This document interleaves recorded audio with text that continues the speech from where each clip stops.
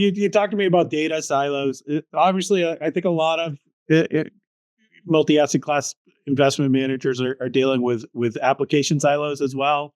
Yep. How does your approach differ? And then what are some of the pain points that you're seeing with that kind of, why does that break down, and how does that break down when you're using all these different applications? And Absolutely, yes. But in terms of your other question, right? In terms of, I think you were alluding to the fact that, hey, is it really best of breed solution, or is it more of a platform, right?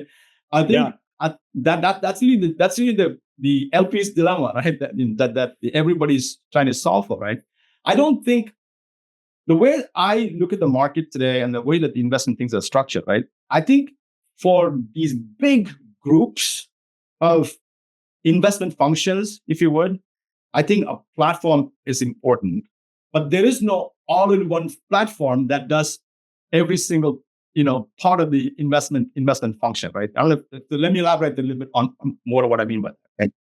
So, for example, you may need a platform like Osyte to do multi-asset portfolio management, okay? Because that multi-asset portfolio management requires several best-of-breed functions, right? We may need one for rebalancing, one for trade order management, one for cash flow management, right?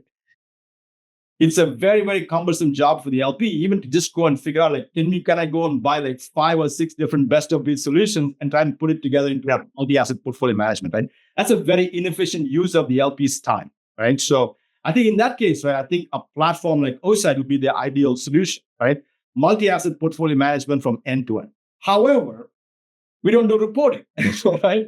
A reporting could be like someone like Adapar, or it could be someone else, right?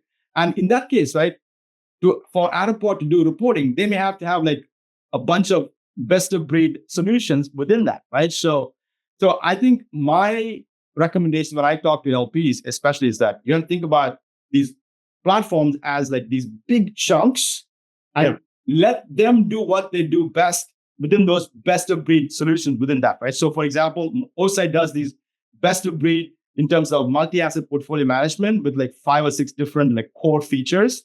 And then Adapar does best-of-breed what they do from a reporting standpoint, right? Yeah. And then you have to put those two platforms together, right? So multi-asset portfolio management and then a reporting platform, right? So we have integrations with Adapar. They're a good partner for us, and we work with Adapar. So that's the way that I think about how the industry is evolving, right? So you're finding these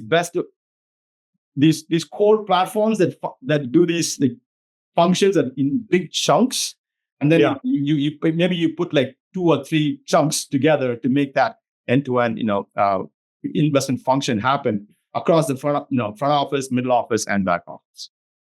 Yeah, I think that's a good point. There's not really a all-in-one silver bullet that does it all, or I think there might be, especially front office and back office, the ability to do that. But then, on the flip side of that, do you want 100 different point solutions? Do you want an equity rebalancing tool? You want to do the privates are still done on some sort of Excel spreadsheet, figure it out at the end.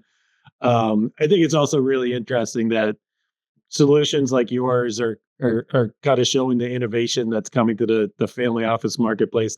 There's been a lot of technology progress in the back office in terms of data aggregation, multi-asset class reporting. It used to be back in the day, you had a reporting system for equities, a reporting system for alternatives. You had to pull it together in Data Mart or Excel or something like that.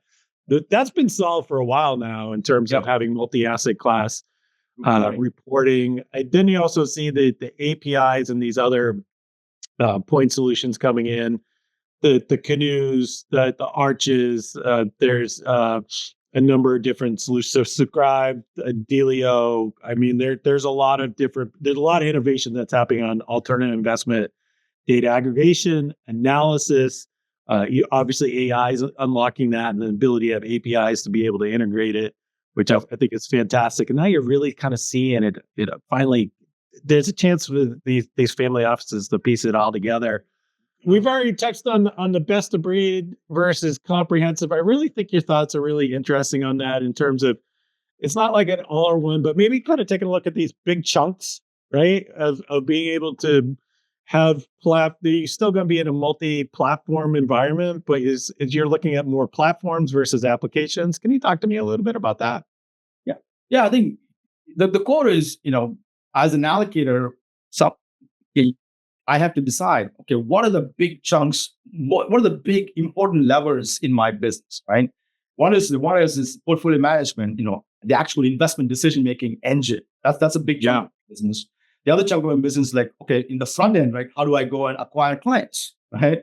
And that's another big chunk of my business. And then the back end is like, how do I engage with the clients that I have, and how do I report back to them in terms of what I did for them, what value do I add? I would say that those like three big pillars, right? So for each of those pillars, it is totally okay to kind of find the best platform for that pillar, right? So you can find the best platform for that marketing pillar, find the best platform for that portfolio management pillar, and find the best platform for that performance reporting pillar. Okay. But then you have to make sure that those three pillars are actually interoperable. They're API driven. They can connect with each other. That it's not your job as the allocator to go and put those three things together, right? The ecosystem of vendors, we have to do a better job of having that integration up front, so that we can provide the whole solution to the LP. Right. So I think that's been our foundational philosophy as well. Right. If an LP says, "Hey, you need to give all the investment data, that came out of the Osyte platform to Addeport for performance reporting," absolutely, we'll do it. Sure. I think that is the key thing that I would recommend that allocators keep in mind is like identify the pillars, and for each pillar, find the best platform, and then make sure that those platforms work together. You don't have to go and within each pillar, you don't have to go and don't try to go and find the best of breed solutions within each pillar, right? That's extremely cumbersome. Now we're with like 15 different, 20 different. Yeah. Real science experiment. That becomes a nightmare. Yeah. I think that makes sense. And then, but there's still, you're a platform play, but you're still recognizing that you need to be able to plug into your LP's tech stack, that your LP has these other core functions that you don't do, you don't want to do. It's not part of your bailiwick, but you still need to have that interoperability. Yeah, I think that's a great take, Charles. I think this is really one of the better explanations I've heard around best of breed versus comprehensive. It's not like this giant monolith versus 100 different point solutions. There is this kind of, you could have these systems that are doing multiple functions, platforms, you say pillars that then need to interconnect. I think that's great.